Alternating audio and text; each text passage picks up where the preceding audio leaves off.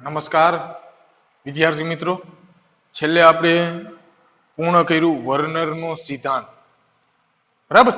હવે વર્નરના સિદ્ધાંતમાં જેટલા પણ શબ્દો હતા ખાસ યાદ રાખજો. એમાંથી એ પ્રાથમિક સંયોજકતા એટલે ઓક્સિડેશન આંક અથવા આયનીકારક સંયોજકતા કે જેનું આયનીકરણ થઈ શકે. પ્રાથમિક સંયોજકતા એ ફક્ત ઋણ આયન વડે જ સંતોષાય. બીજું દ્વિતીયક સંયોજકતા કે જે સવર્ગ સહસંયોજક બંધથી જોડાયેલું હોય એનું આયનીકરણ થઈ શકતું નથી, એને કહેવાય બિન આયનીકારક સંયોજકતા. દ્વિતીયક સંયોજકતા કોના વડે સંતોષાય? તો કે ઋણ આયને હોય અથવા તટસ્થ અણુઓ હોય કે જે લુઈસ બેઝ લિગેન્ડ તરીકે વર્તે એમાંથી.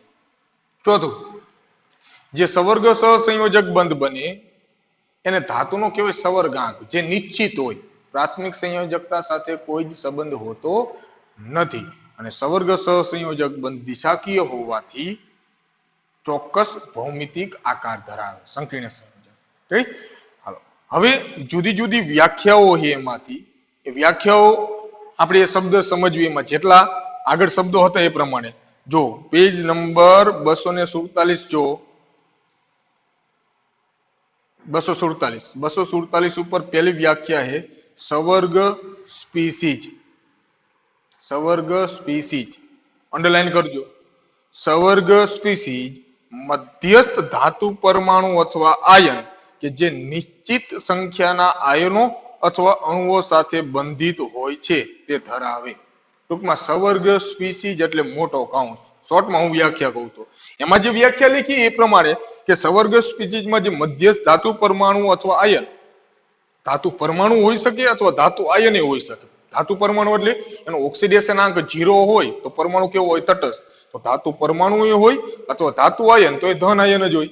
ધાતુ આયન સાથે જે સવર્ગ સહસંયોજક બંધથી જોડાયેલા હોય એ નિશ્ચિત સંખ્યામાં આયનો અથવા અણુઓ એને સંયુક્ત રીતે શું કહેવાય? સ્પીસીજ. રેડી? તો ટૂંકમાં જે મોટો કૌંસ હોય ને એને શું કહેવાય? સવર્ગ સ્પીસીજ. જે મોટો કૌંસ હોય એને શું બોલાય? સવર્ગ સ્પીસીજ. આગળ જો એમાં ઉદાહરણ આપ્યું છે કે COCl3 NH3 એને શું કહેવાય? સવર્ગ સ્પીસીજ. કેવી છે? તટસ્થ. એના ઉપર કોઈ વીજભાર નથી. સંયુક્ત રીતે એમાં કોબાલ્ટ આવી ગયા, 3 ક્લોરીન, 3 એમોનિયા, બધા સંયુક્ત રીતે શું કહેવાય? સવર્ગ સ્પીસીજ. અન્ય NiCO4, 4 કોબાલ્ટ, 4 કાર્બન મોનોક્સાઇડ ને 1 નિકલ, સંયુક્ત રીતે શું કહેવાય? સવર્ગ સ્પીસીજ. એ તટસ્થ છે. પછી આગળ PtCl2 NH3 1 platinum, 2 chlorine, 2 ammonia, સંયુક્ત રીતે શું કહેવાય? સવર્ગ સ્પીસીજ. પણ એ કેવી છે? તટસ્થ. FeCN6 4- 6 CN અને 1 Fe, આ સંયુક્ત રીતે શું કહેવાય? સવર્ગ સ્પીસીજ. પણ કેવું છે સવર્ગ સ્પીસીજ? ઋણ આયન. એવી રીતે આગળ ધન આયન. તો જે સવર્ગ સ્પીસીજ છે એ ધન આયને હોય, ઋણ આયને હોય અથવા તટસ્થ હોય. ટૂંકમાં એને સંકીર્ણ આયન કહેવાય. ધન આયન કે ઋણ આયન હોય તો એને સંકીર્ણ આયન અથવા સંકીર્ણ સવર્ગ સ્પીસીજ એટલે ટૂંકમાં મોટો કૌંસ. ખ્યાલ આવ્યો? સવર્ગ સ્પીસીજ એટલે શું? મોટો કૌંસ. હવે તમને એ ખબર છે કે મોટા કૌંસની અંદર શું હોય? તો એક ધાતુ હોય અને ધાતુ સાથે જોડાયેલા હોય લિગેન્ડ, એને સંયુક્ત રીતે સવર્ગ સ્પીસીજ કહેવાય. બીજો વ્યાખ્યા અંડરલાઈન કરજો. સવર્ગ સ્પીસીજમાં આવેલા પરમાણુ અથવા આયન કે જેની આસપાસ નિશ્ચિત સંખ્યામાં આયન અથવા સમૂહ ચોક્કસ ભૌમિતીય ગોઠવાયેલા હોય એ પરમાણુ અથવા આયનને મધ્યસ્થ પરમાણુ અથવા આયન કહે છે. તો મધ્યસ્થ પરમાણુ અથવા આયન કોણ હોય? ધાતુ. જે કોના તરીકે વર્તે? લુઈસ એસિડ તરીકે. નીચેની લાઈન. આવા મધ્યસ્થ પરમાણુ આયનને લુઈસ એસિડ તરીકે પણ ઓળખી શકાય છે. દાખલા તરીકે તમને ઉદાહરણ આપ્યું છે NiCl2 H2O4. રેડી? પછી ઉદાહરણ છે COCl NH3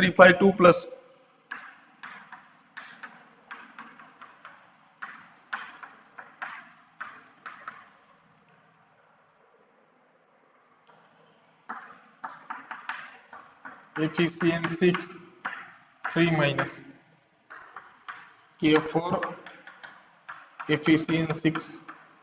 હવે જો સવર્ગ સ્પીસીજ આ શું કહેવાય? સવર્ગ સ્પીસીજ. ત્રણેય આ સવર્ગ સ્પીસીજ, આ સવર્ગ સ્પીસીજ. આ સવર્ગ સ્પીસીજ ન કહેવાય. સવર્ગ કેમાં? તો કે તેમાં ન હોય પોટેશિયમ, તો આને અલગ કરો તો 4K+, અને FeCN6 4 તો આને કહેવાય સવર્ગ સ્પીસીઝ કે જેમાં ધાતુ હોય લિગેન્ડ હોય. તો એ સવર્ગ સ્પીસીઝ ની અંદર જે ધાતુ પરમાણુ અથવા જે આયન હોય NiCO4 ધાતુ પરમાણુ અથવા જે આયન હોય એને શું કહેવાય મધ્યસ્થ પરમાણુ અથવા આયન. દાખલા તરીકે હાલો પહેલામાં H2O કેવો હોય તટસ્થ. H2O ઉપર કોઈ વીજભાર ન ઇલેક્ટ્રોન મેળવે પણ નહીં ઇલેક્ટ્રોન ગુમાવે પણ નહીં H2O. એટલે આને તો ઓક્સિડેશન આગ નથી.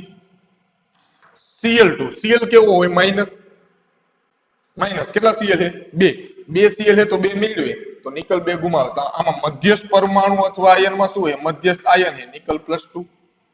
આમાં NH3 કેવો હોય તટસ્થ એના ઉપર તો કોઈ વીજભાર ન હોય. Cl કેવો હોય માઇનસ એટલે એક મેળવે આખું સંયોજન બે ગુમાવે છે તો એક Cl મેળવે છે અને બે બાર ગુમાવે એટલે કુલ કોબાલ્ટ ગુમાવે કેટલા 3 તો કોબાલ્ટ 3+. આમાં Cn કેવો હોય માઇનસ 6 Cn એટલે કુલ 6 મેળવે 3 માઇનસ એટલે 12 થી 3 મેળવી લીધા તો એને 3 જોઈએ તો 3 કોણ આપી Fe તો મધ્યસ્થ પરમાણુ અથવા આયન કોણ Fe+3. આમાં Cn માઇનસ 6 Cn એટલે 6 મેળવે 6 માંથી 4 કોણ આપી દે પોટેશિયમ તો હવે આને Fe ને કેટલા આપવા પડે 2 Fe2+. NiCO4 કાર્બન મોનોક્સાઇડ તટસ્થ તો આ મેળવે નહીં ગુમાવે પણ નહીં તો નિકલ ઉપર હે કોઈ પ્લસ કે માઇનસ નથી તો નિકલ નો ઓક્સિડેશન આંક કેટલો 0 તો અહીંયા નિકલ. તો આમાં જો મધ્યસ્થ શું કહેવાય પરમાણુ હે ને નિકલ આ બધા એમાં મધ્યસ્થ શું છે આયનો પણ હશે ડી વિભાગના જ. તો મધ્યસ્થ પરમાણુ અથવા આયન કોને કહેવાય તો કે મોટા કૌંસની અંદર સવર્ગ સ્પીસીઝ ની અંદર હજી આગળ પાછળ વ્યાખ્યા જો 248 પેજ નંબર 248 ઉપર લખ્યું છે સવર્ગ પ્રભાવ ક્ષેત્ર છે. તો સવર્ગ પ્રભાવ ક્ષેત્ર કોને કહેવાય મોટો કૌંસ મધ્યસ્થ પરમાણુ આયન અને તેની સાથે જોડાયેલા લિગેન્ડ ને ચોરસ કૌંસમાં સમાવવામાં આવે તેને સામૂહિક રીતે સવર્ગ પ્રભાવ ક્ષેત્ર કહે છે. અને એની આજુબાજુ જે હોય એને કહેવાય પ્રતિઆયનો. આ સવર્ગ સ્પીસીઝ આ પોટેશિયમ એ પોટેશિયમ પ્લસ એ શું કહેવાય પ્રતિઆયન એ સવર્ગ સ્પીસીઝમાં આવે નહીં. એ સંકીર્ણ આયન સવર્ગ આયનમાં ન આવે સંકીર્ણ આયનમાં આવશે નહીં. આપણી જે સવર્ગ જે સ્પીસીઝ છે એમાં આ ન આવે એ પ્રતિઆયનો કહેવાય. એમાંથી તો બે શબ્દો હોય એ અંડરલાઈન કરી નાખજો ઈ વાળી સવર્ગ પ્રભાવ ક્ષેત્ર અથવા સવર્ગ સ્પીસીઝ કહું એટલે શું મોટો કૌંસ આપી આ સવર્ગ સ્પીસીઝ. કારણ કે સવર્ગ સહસંયોજક બંધ અહીંયા હોય આ બે વચ્ચે ન હોય આ બે વચ્ચે ન હોય પ્રતિઆયનો અને સંકીર્ણ જે સ્પીસીઝ છે એની વચ્ચે સવર્ગ સહસંયોજક બંધ ન હોય. તો સવર્ગ સ્પીસીઝમાં બે જ વસ્તુ આવે લુઈસ એસિડ ને લુઈસ બેઝ. તો આ જે મધ્યસ્થ પરમાણુ છે આયનો આ બધા કોના તરીકે વર્તે લુઈસ એસિડ તરીકે. કારણ કે ઇલેક્ટ્રોન યુગ્મનો શું કરશે સ્વીકાર ઇલેક્ટ્રોન યુગ્મ ગ્રાહી મેળવશે જેથી બધા લુઈસ એસિડ તરીકે વર્તે. તો સવર્ગ સ્પીસીઝ ની અંદર બે જ વસ્તુ હોય મેં કીધું હતું રેડી એક હોય લુઈસ એસિડ અને એક હોય લુઈસ બેઝ. લુઈસ એસિડ તરીકે કોણ હોય એ મધ્યસ્થ. કારણ કે આ બધા જેટલા પણ આ બીજા વધ્યા એ 2 ક્લોરીન ને 4 H2O છે કુલ 6 જણા થયા તો આ 6 એ 6 કોની સાથે જોડાયેલા હોય નિકલ સાથે સવર્ગ સહસંયોજક બંધથી જોડાયેલા હોય તો એ કહેવાય મધ્યસ્થ પરમાણુ અથવા આયન. સવર્ગ સ્પીસીઝમાં લિગેન્ડ જેની પણ સાથે જોડાયેલા હોય એ મધ્યસ્થ પરમાણુ અથવા આયન કે જે લુઈસ એસિડ તરીકે વર્તે.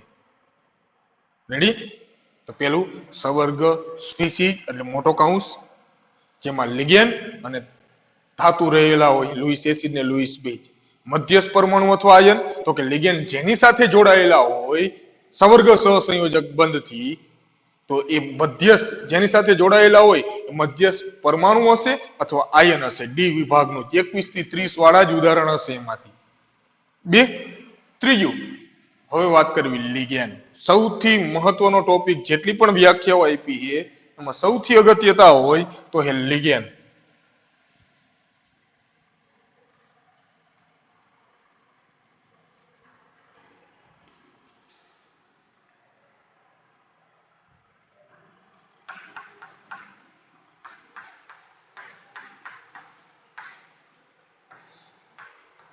લિગેન્ડ કોને કહેવાય એમાંથી તો પેલી વ્યાખ્યા એની અંડરલાઈન કરી નાખો સવર્ગ સ્પીસીઝમાં મધ્યસ્થ પરમાણુ અથવા આયન સાથે બંધિત આયન અથવા અણુને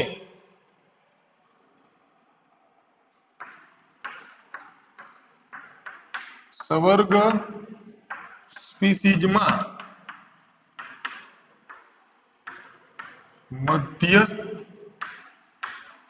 પરમાણુ અથવા આયન સાથે સવર્ગ સહસંયોજકથી બંધિત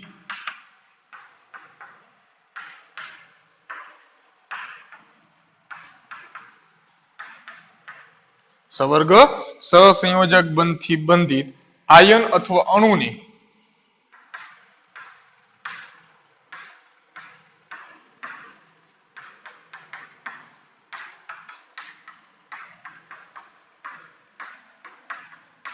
લિગેન્ડ કહીએ છીએ. જે મધ્યસ્થ પરમાણુ અથવા આયન હશે, જે ધાતુ મધ્યસ્થ ધાતુ પરમાણુ અથવા ધાતુ આયન મધ્યસ્થ ધાતુ પરમાણુ અથવા આયન સાથે સવર્ગ સહસંયોજક બંધથી જે જોડાયેલા જે આયન ઋણ આયન અથવા જે અણુઓ હશે એને લિગેન્ડ કહેવાય. કે જે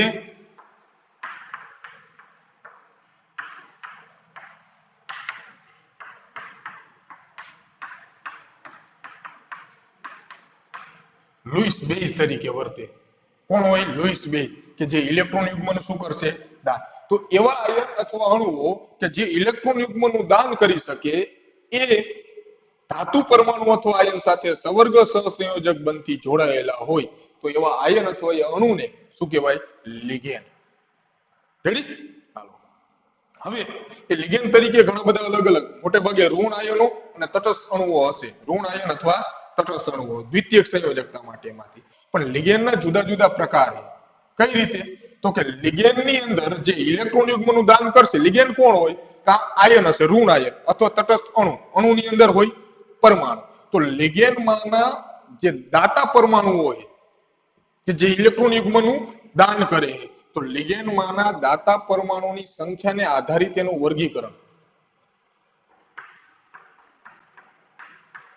લિગેન્ડ એટલે શબ્દ ખબર પડી? લિગેન્ડમાંના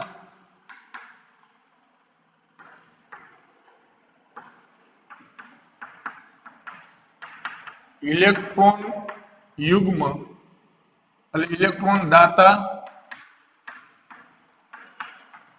પરમાણુની સંખ્યાને આધારિત વર્ગીકરણ. તો એમાં 4 પ્રકારના લિગેન્ડ આવે. એકદંતીય લિગેન્ડ, દ્વિદંતીય લિગેન્ડ, ત્રિદંતીય લિગેન્ડ અને છટદંતીય લિગેન્ડ. દંત એટલે ટૂંકમાં દાંત, એક દાંત વાળા, બે દાંત વાળા, ત્રણ દાંત વાળા અને 6 દાંત વાળા. એકદંતીય, દ્વિદંતીય, ત્રિદંતીય અને છટદંતીય. કોને આધારિત વર્ગીકરણ? તો લિગેન્ડ એ ઋણ આયન અથવા જે તટસ્થ અણુ હશે એ લિગેન્ડમાં ઇલેક્ટ્રોન દાતા પરમાણુની સંખ્યાને આધારિત એનું વર્ગીકરણ. દાખલા તરીકે પહેલો પ્રકાર લેવી.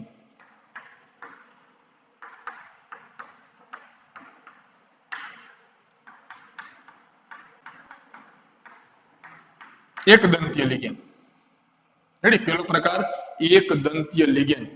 તો જ્યારે લિગેન્ડ ધાતુ આયન સાથે સવર્ગ સહસંયોજક બંધથી જોડાશે, એક લિગેન્ડનો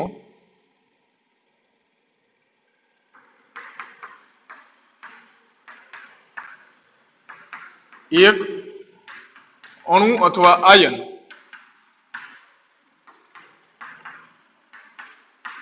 તેમાં રહેલ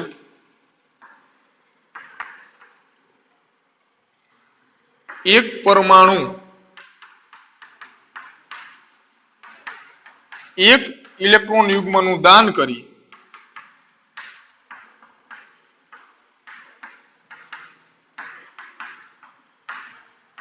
ધાતુ સાથે, ધાતુ પરમાણુ અથવા આયન સાથે, ધાતુ પરમાણુ અથવા આયન સાથે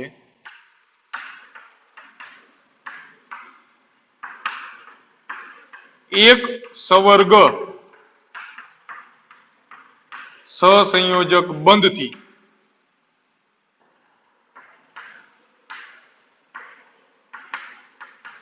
જોડાય,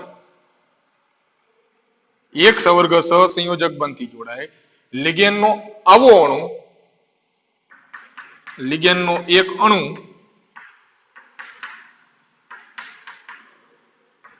વડે ધાતુની એક દ્વિતીયક સંયોજકતા સંતોષાય,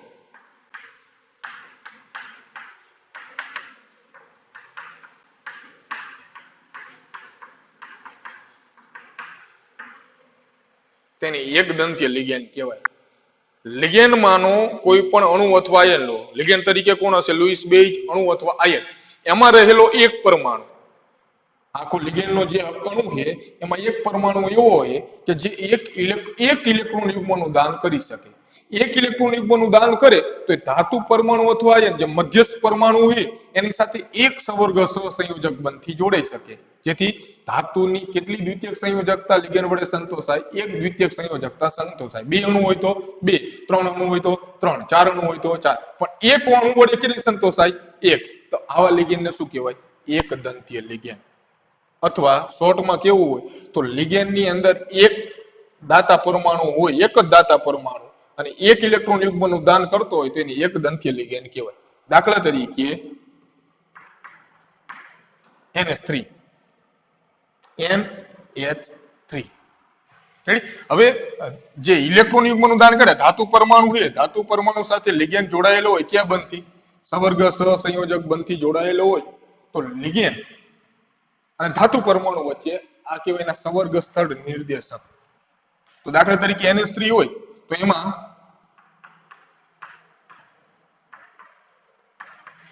નાઇટ્રોજન પાસે એક અબંધકારક ઇલેક્ટ્રોન યુગ્મ હોય ને, તો NH3 માં રહેલો હાઇડ્રોજન નહીં આપે. NH3 એક અણુ છે આખો, આ લિગેન્ડ તરીકે વર્તે. એમાં નાઇટ્રોજન પાસે એક અબંધકારક ઇલેક્ટ્રોન યુગ્મ છે. આ એક અબંધકારક ઇલેક્ટ્રોન યુગ્મનું દાન કરે તો કોઈ અહીંયા ધાતુ પરમાણુ લો અથવા ધાતુ આયન લો, એની સાથે કેટલા બંધ બનાવી શકે? એક સવર્ગ સહસંયોજક બંધ બનાવે. તો NH3 જે રહ્યું એને શું કહેવાય? એક દંતીય લિગેન્ડ. NH3 ના બે અણુ જોડાયેલા હોય તો એને બે બંધ બનાવે સવર્ગ સહસંયોજક. ત્રણ અણુ જોડાયેલા ત્રણ, ચાર હોય તો ચાર. પણ આપણે જે વ્યાખ્યા એ એક અણુને આધારિત જ લેવાની, પછી એની જે સંખ્યા તમે વધારતા જાઓ, 6 હોય તો કેટલા બનાવે? 6.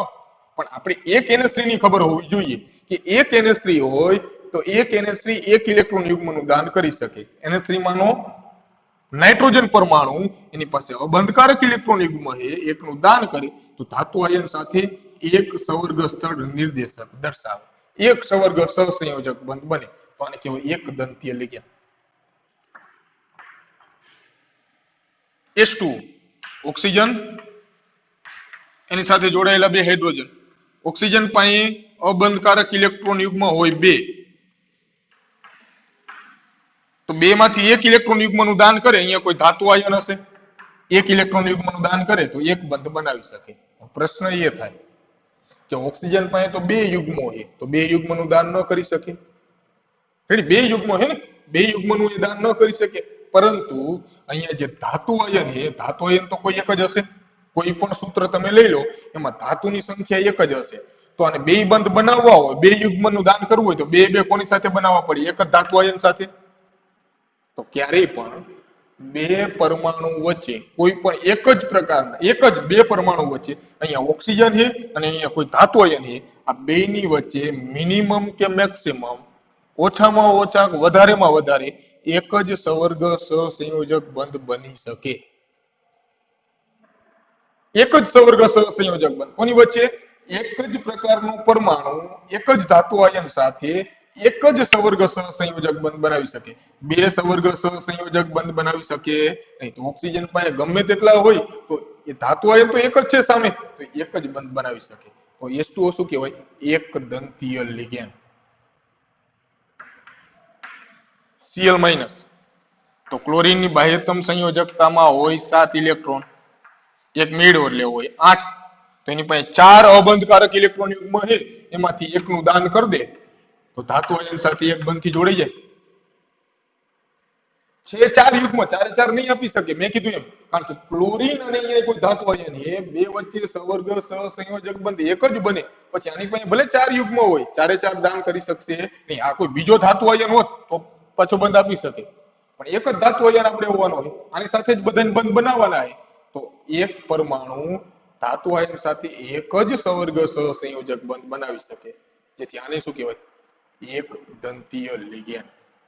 રેડી? તો NH3 H2O Al અથવા CH3 NH2 રેડી થાય ને, કાર્બન સાથે 3 હાઇડ્રોજન, નાઇટ્રોજન એની સાથે 2 હાઇડ્રોજન, તો નાઇટ્રોજન 3 બંધ બનાય તો આની પાસે એક અબંધકારક ઇલેક્ટ્રોન યુગ્મ હોય ને એક, તો એકનું એ દાન કરી શકે, જેથી આને શું કહેવાય? એક દંતીય લિગેન્ડ. હેલોજનમાં કોઈ પણ લઈ લો, બધા એક દંતીય લિગેન્ડ. ઘણા બધા એમાંથી ઉદાહરણો થશે. ટૂંકમાં એક દંતીય લિગેન્ડ એટલે શું? લિગેન્ડમાં રહેલો એક પરમાણુ એક ઇલેક્ટ્રોન યુગ્મનું દાન કરે, જેથી એક સવર્ગ સહસંયોજક બંધ બને ધાતુ સાથે, જેથી ધાતુની આવા લિગેન્ડના એક અણુ વડે એક સંયોજકતા સંતોષાય, તો એને કહેવાય એક દંતીય લિગેન્ડ.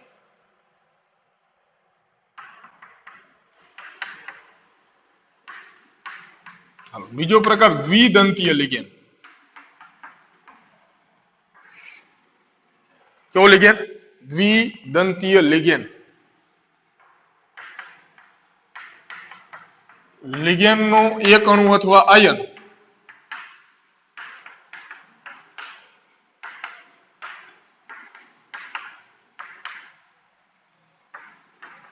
તેમાં રહેલા જુદા જુદા બે પરમાણુ, લિગેન્ડનો એક અણુ પણ તેમાં રહેલા જુદા જુદા બે પરમાણુ બે ઇલેક્ટ્રોન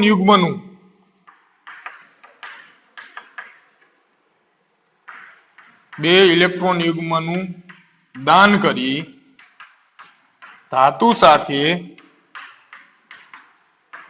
બે સવર્ગ સહસંયોજક બંધ બનાવે.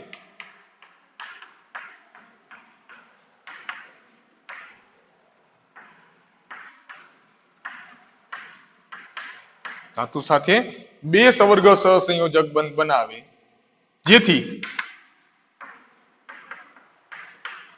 ધાતુની બે દ્વિતીયક સંયોજકતા સંતોષાય.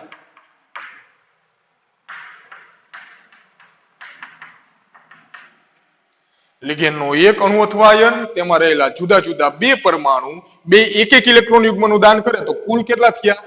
બે. અણુ એક અણુની અંદર રહેલા જુદા જુદા બે પરમાણુ બે એક એક ઇલેક્ટ્રોન યુગ્મનું દાન કરે, તો એક અણુએ તો બે કર્યા કહેવાય ને. ભલે એક પરમાણુ નહીં આપી શકે બે, પણ એમાં બે જુદા જુદા એવા પરમાણુ છે કે બે પરમાણુ ઇલેક્ટ્રોન દાતા તરીકે વર્તી શકે. બે પરમાણુ ઇલેક્ટ્રોન યુગ્મનું દાન કરે, તો એક અણુએ એકલાએ કેટલા દાન કર્યા? બે. તો ધાતુ સાથે બે સવર્ગ સહસંયોજક બંધ બનાવે. અણુ એક બંધ કેટલા બનાવી શકે? બે.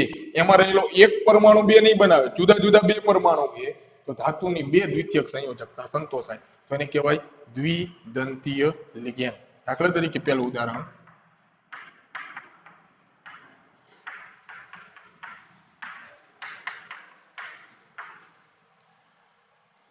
આ નાઇટ્રોજન જે એ કાર્બન સાથે જોડાયેલો બે હાઇડ્રોજન સાથે 3 વપરાણા, તો એની પાસે 2 ઇલેક્ટ્રોન પડ્યા હોય. આને 3 વપરાણા, આની પાસે 2 પડ્યા હોય, એટલે બે પાસે એક એક યુગ્મ થયું. અણુ એક છે, નામ થાય ઇથેન 1,2 ડાયએમાઇન. ઇથેન 1,2 ડાયએમાઇન એને દર્શાવે શોર્ટમાં EN વડે. Ethane 1,2 diamine, EN, ethylene diamine. તો આ જે નાઇટ્રોજન પરમાણુ એક ઇલેક્ટ્રોન યુગ્મનું દાન કરે, આ નાઇટ્રોજન પરમાણુ એક ઇલેક્ટ્રોન યુગ્મનું દાન કરે. બે અલગ અલગ. એક નાઇટ્રોજન પરમાણુ બે બંધ નહીં બનાવી શકે, આ જો એકલો બે બંધ નહીં બનાવી શકે, પણ બે જુદા જુદા નાઇટ્રોજન પરમાણુ બે એક એક ઇલેક્ટ્રોન યુગ્મનું દાન કરે, તો ધાતુ સાથે આ એકલો જ કેટલા બંધ બનાવી શકે? બે બંધ બનાવી શકે. જેથી અણુ એક, કોનો અણુ? EN, ઇથેન 1,2 ડાયએમાઇન નો એક અણુ લો, એ એક અણુ કેટલા બંધ બનાવી શકે? બે યુગ્મનું દાન કરે તો બે સવર્ગ સહસંયોજક બંધ બનાવે તો આ લિગેન્ડ ને શું કહેવાય? દ્વિદંતીય લિગેન્ડ. બે દાંત વાળો, બે ઇલેક્ટ્રોન દાતા એની પાસે પરમાણુ. CH2 CH2 CH2.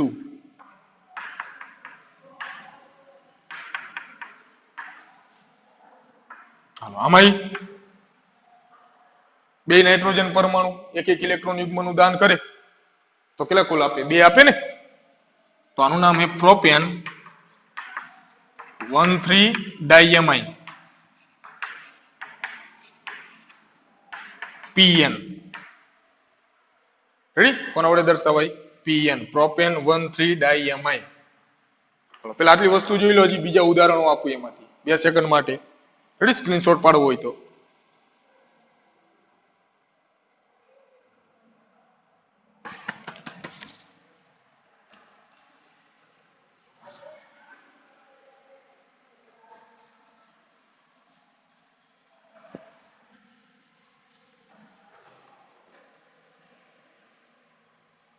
તો આમાં શું થાય કે દાખલા તરીકે કોઈ ધાતુ પરમાણુ હોય, ધાતુ પરમાણુ સાથે એક ઇયન જોડાયેલો હોય તો શું થાય? NH2 NH2 CH2 CH2 એની સાથે જોડાયેલો. તો આ નાઇટ્રોજન એક ઇલેક્ટ્રોન યુગ્મનું દાન કરે, આ નાઇટ્રોજન એક ઇલેક્ટ્રોન યુગ્મનું દાન કરે તો કેટલા બંધ બનાવ્યા? બે. અણુ એક. તો આને શું કહેવાય? દ્વિદંતીય લિગેન્ડ. પછી આવી રીતે હોય કોઈ દાખલા તરીકે કોબાલ્ટ En2 તો બે જોડાયેલા હોય, એ બીજો.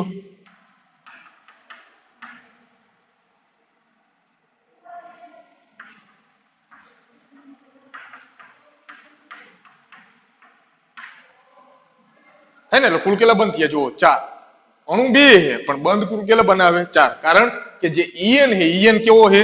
દ્વિદંતીય લિગેન્ડ છે. એમાં રહેલા બે દાતા પરમાણુ બે યુગ્મનું દાન કરે છે જેથી એકલો એક જ અણુ બે બંધ બનાવી શકે, જેથી એને કહેવાય દ્વિદંતીય લિગેન્ડ.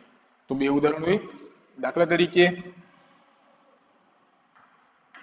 OX અથવા ઓક્ઝેલેટ 2- અથવા C2O4 2-. બે એક જ છે. આને કહેવાય ઓક્ઝેલેટ આયન. તો એની જગ્યાએ એની સંજ્ઞા છે OX. ઓક્ઝેલેટ ઇંગ્લિશ માટે અહીંયા જેમ લખ્યું ને EN PN એમ OX લખવું અથવા C2O4. એમાંય carbon double bond oxygen, carbon double bond oxygen, બે ઓક્સિજન સિંગલ બોન્ડ માં છે એટલે બે અર્થી ક્યાંક મેળવીને આવ્યો એટલે માઇનસ હોયા. તો આ ઓક્સિજન પાસે કેટલા યુગ્મ હોય? એક બંધ બનાવ્યો, એક વપરાઈ ગયો, 5 પડ્યો, એક મેળવ્યો એટલે 6. તો એમાંથી આ બે એક એક ઇલેક્ટ્રોન યુગ્મનું દાન કરે ધાતુ સાથે તો કેટલા દાતા પરમાણુ થયા? 2 થયા ને. તો એક જ અણુ કેટલા ઇલેક્ટ્રોન યુગ્મનું દાન કરે છે? 2 ઇલેક્ટ્રોન યુગ્મનું દાન કરે છે. તો ઓક્ઝેલેટ કેવો થયો? દ્વિદંતીય લિગેન્ડ.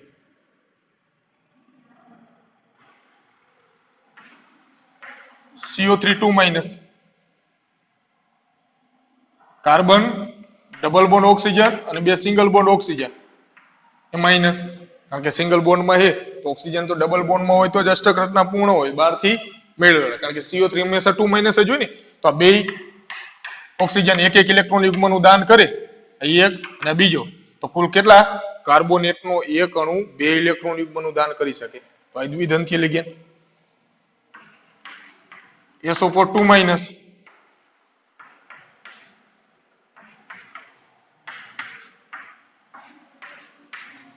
તો આમાં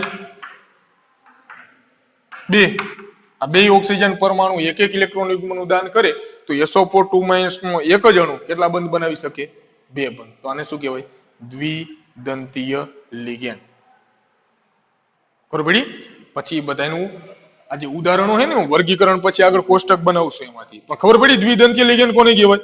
એક દંતીય એટલે લિગેન્ડનો એક અણુ અથવા આયન લો તો એમાંથી એક જ દાતા પરમાણુ હોય. એક દાતા પરમાણુ હોય તો એક ઇલેક્ટ્રોન યુગ્મનું દાન કરે તો એક બંધ બને. એના 2 પરમાણુ લો તો 2, 3 પરમાણુ લો તો 3. એકની તમને ખબર હોય તો અહીંયા સંખ્યાત ગુણાકાર જ થવાનો ને. દ્વિદંતીય લિગેન્ડ એટલે તો આવા લિગેન્ડનો એક જ અણુ 2 ઇલેક્ટ્રોન યુગ્મનું દાન કરી શકે, કારણ કે એની પાસે 2 દાતા પરમાણુ છે બે દાતા પરમાણુ એક એક ઇલેક્ટ્રોન યુગ્મનું દાન કરી શકે તો આવા લિગેન્ડનો એક જ અણુ બે બંધ બનાવી શકે. બે દ્વિતીયક સંયોજકતા ધાતુની એક અણુ વડે સંતોષાય તો એને કહેવાય દ્વિદંતીય લિગેન્ડ.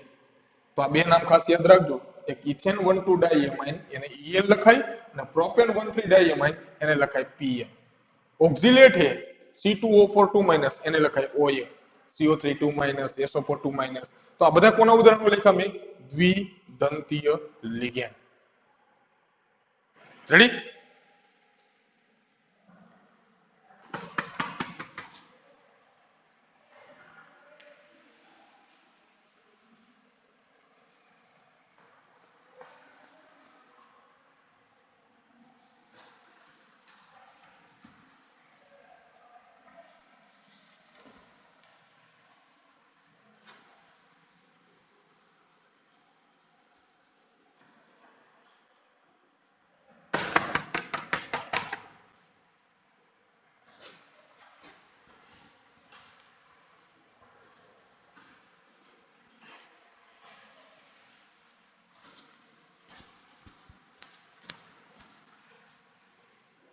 હવે ત્રિદંતીય લિગેન્ડની વ્યાખ્યા લખવી હોય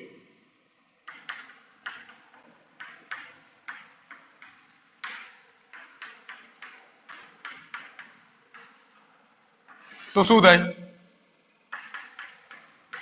તો કે લિગેન્ડનો એક અણુ તેમાં રહેલા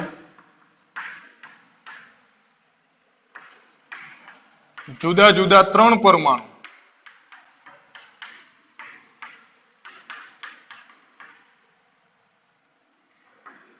ત્રણ ઇલેક્ટ્રોન યુગ્મનું દાન કરે તો ધાતુ સાથે ત્રણ સવર્ગ સહસંયોજક બંધ બને. રેડી? ત્રણ સવર્ગ સહસંયોજક બંધ બને.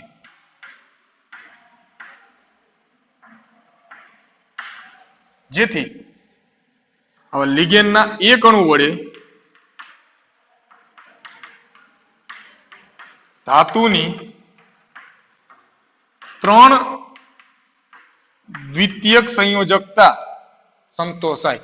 ત્રણ દ્વિતીયક સંયોજકતા સંતોષાય. લિગેન્ડનો એક અણુ એમાં રહેલા જુદા જુદા ત્રણ પરમાણુ ત્રણ ઇલેક્ટ્રોન યુગ્મનું દાન કરે તો એક જ અણુ ત્રણ ઇલેક્ટ્રોન યુગ્મનું દાન કરી ત્રણ બંધ બનાવી શકે. જેથી એક અણુ વડે ધાતુની ત્રણ દ્વિતીયક સંયોજકતા સંતોષાય તો એને કહેવાય ત્રિદંતીય લિગેન્ડ.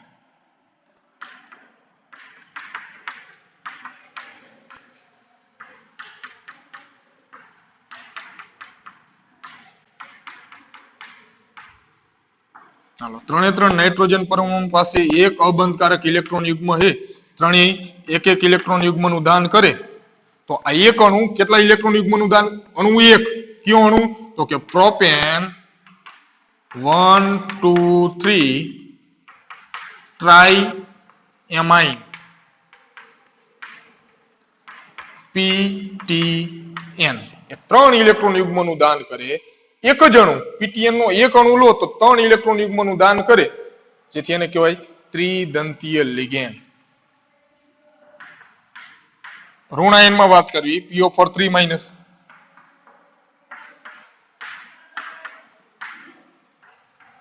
આ ત્રણેય ઓક્સિજન પરમાણુ 1, 2 અને 3 ત્રણેય એક એક ઇલેક્ટ્રોન યુગ્મનું દાન કરે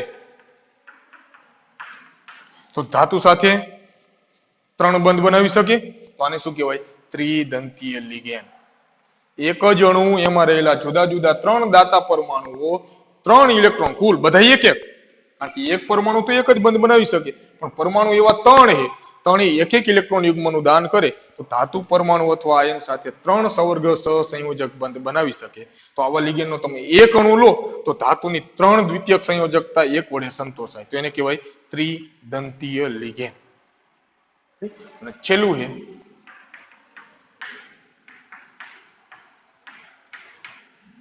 છટદંતીય લિગેન્ડ.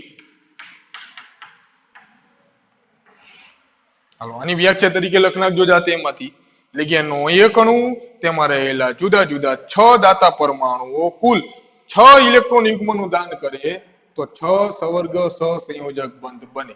આવા લિગેન્ડના એક અણુ વડે ધાતુની 6 દ્વિતીયક સંયોજકતા એકલો જ અણુ 6 યુગ્મનું દાન કરી શકે તો એની પાસે 6 દાતા પરમાણુ હશે તો એને કહેવાય છઠદંતીય લિગેન્ડ. એનું માત્ર એક જ ઉદાહરણ છે ઇથિલિન ડાયમાઇન ટેટ્રાએસિટેટ.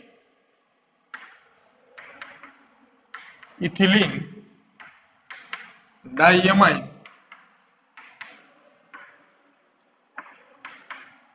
ટેટ્રાએસિટેટ એની સંજ્ઞા છે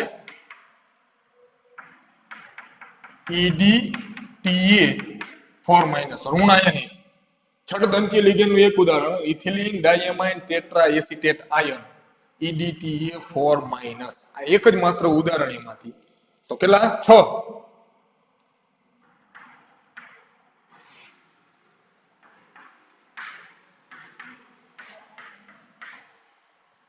રેડી? જો એ બંધારણ તરીકે તમને દોરેલું આપ્યું હશે.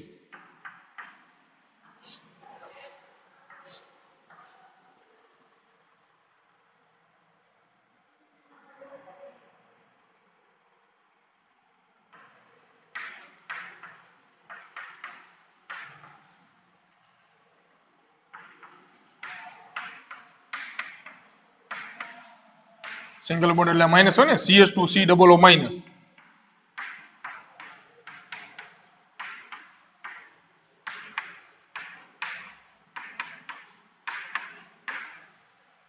Ethylene diamine tetraacetate 4 acetate CH2COO-. Ready? હવે એમાં નાઇટ્રોજનના 3 બંધ એટલે એક યુગ્મ આની પાસે હોય એક યુગ્મ આની પાસે. આ ચારે ઓક્સિજન એની પાસે બધા પાસે 3 યુગ્મ હોય. કેટલા? 3. સંયોજકતામાં બાહ્યતમ કક્ષામાં કેટલા ઇલેક્ટ્રોન હોય? ઓક્સિજન 16મો સમૂહ 6.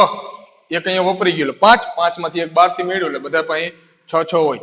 તો એક નાઇટ્રોજન પરમાણુ આ એક આ નાઇટ્રોજન પરમાણુ 2 આ ઓક્સિજન પરમાણુ 3 બીજો એક આ ઓક્સિજન 4 આ ઓક્સિજન 5 અને આ એક આ ઓક્સિજન 6.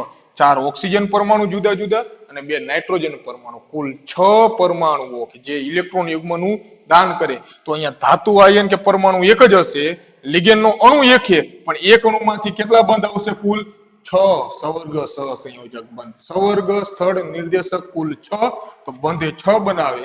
તો આવો લિગેન્ડનો એક જ અણુ લો તો ધાતુની 6 સંયોજકતા સંતોષી જાય એક જ અણુ વડે તો એને કહેવાય છઠદંતીય લિગેન્ડ. Ethylene diamine ટેટ્રાએસિટેટ EDTA4-. હજી એમાં 2-3 બીજા શબ્દો છે. બહુદંતીય લિગેન્ડ કોને કહેવાય? તો કે 2 અથવા 2 કરતા જે વધારે દંતીય લિગેન્ડ છે એને બહુદંતીય લિગેન્ડ કહેવાય. એની સ્થાયીતા માટે બીજા શબ્દો ઘણા બધા પણ એટલું બીજું એમાં કોઈ વાંચવાની જરૂર નથી તમારે. 2 વ્યાખ્યા. એક સવર્ગ સ્પીસીઝ કોને કહેવાય? મધ્યસ્થ પરમાણુ અથવા આયન કોને કહેવાય? જે ધાતુ પરમાણુ હશે ધાતુ પરમાણુ મધ્યસ્થ પરમાણુ અથવા આયન તરીકે હશે ડી વિભાગનું 21 થી 30. રેડી? એ 2 વ્યાખ્યા એમાંથી. પછી લિગેન્ડ કોને કહેવાય? લુઈસ બેઝ તરીકે વર્તે. વર્ગીકરણ એકદંતીય લિગેન્ડ દ્વિદંતીય લિગેન્ડ ત્રિદંતીય લિગેન્ડ છઠદંતીય લિગેન્ડ ઉદાહરણ સહિત સમજાવો.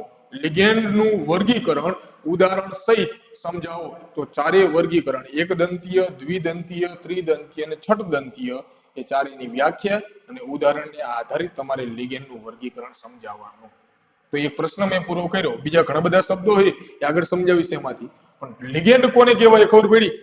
એકદંતીય લિગેન્ડ કોને કહેવાય? દ્વિદંતીય કોને કહેવાય? ત્રિદંતીય કોને કહેવાય? છઠદંતીય કોને કહેવાય? એ અત્યારે થિયરી તરીકે લખવા માટે તમારે ઉદાહરણ લખવાના છે. બાકી હું આગળ કોષ્ટક બનાવીશ વર્ગીકરણ કરીશ કે એકદંતીય લિગેન્ડમાં તટસ્થ અણુઓ આટલા, એકદંતીય લિગેન્ડમાં ઋણ આયનો આટલા, દ્વિદંતીય લિગેન્ડમાં તટસ્થ અણુ હોય એવા લિગેન્ડ કેટલા, ઋણ આયન હોય એવા દ્વિદંતીય કેટલા. એ વર્ગીકરણ પછી હું તમને આગળ કરાવી દઈશ. પ્રશ્ન એક આ ટૂંકમાં વિડીયોમાં લિગેન્ડનું વર્ગીકરણ ઉદાહરણ સહિત સમજાવો. તો બને લિગેન્ડ કોને કહેવાય? એકદંતીય લિગેન્ડ દ્વિદંતીય લિગેન્ડ ત્રિદંતીય લિગેન્ડ છઠદંતીય લિગેન્ડ એની વ્યાખ્યા ઉદાહરણ સહિત સમજાવો. એટલે એક તમારો પ્રશ્ન થઈ જશે. ક્લિયર? ખબર પડી એમાં? હાલો તો એ પ્રશ્ન કમ્પ્લીટ કરી નાખજો. બરાબર?